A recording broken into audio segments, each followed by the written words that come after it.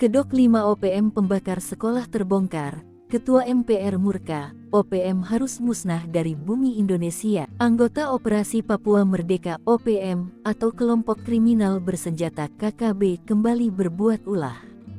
Terbaru, anggota mereka membakar gedung SD, SMP, dan SMK di Kabupaten Pegunungan Bintang, Papua Pegunungan. Pelaku pembakaran yang dilakukan gerombolan OPM pun sudah diketahui TNI Polri. Ketua MPR Bambang Susatyo, Bamsud pun murka. Ia meminta TNI Polri tumpas dan musnahkan OPM dari bumi Indonesia. Dilansir Tribun Papua.com, Kaops Damai Cartens 2024 Brigjen Faizal Ramadhani mengatakan pihaknya turut mengatensi aksi para anggota KKB tersebut. Dia menyebut para pelaku tepatnya berjumlah 5 orang. Dilakukan 5 orang anggota KKB, kata Brigjen Faizal Ramadhani dalam keterangannya, Senin, 15/7.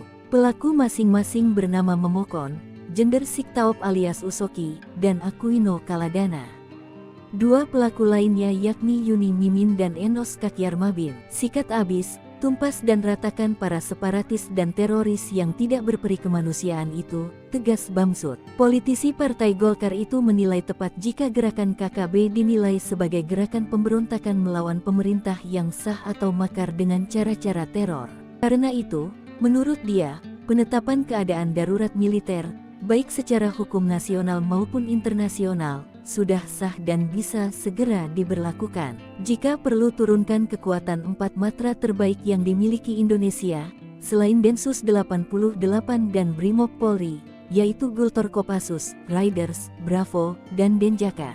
Bamsud meyakini apabila para pasukan terbaik tersebut diberikan waktu 1 bulan, bisa menumpas abis para separatis dan teroris di Papua. Kapendam 17 Cenderawasih Letkol In Chandra Kurniawan mengatakan insiden pembakaran itu terjadi di Kampung Borban, Distrik Okbab, Jumat tanggal 12 Juli tahun 2024 sekitar pukul 11.30 waktu Indonesia Timur. Sekolah yang dibakar merupakan sekolah 1 atap.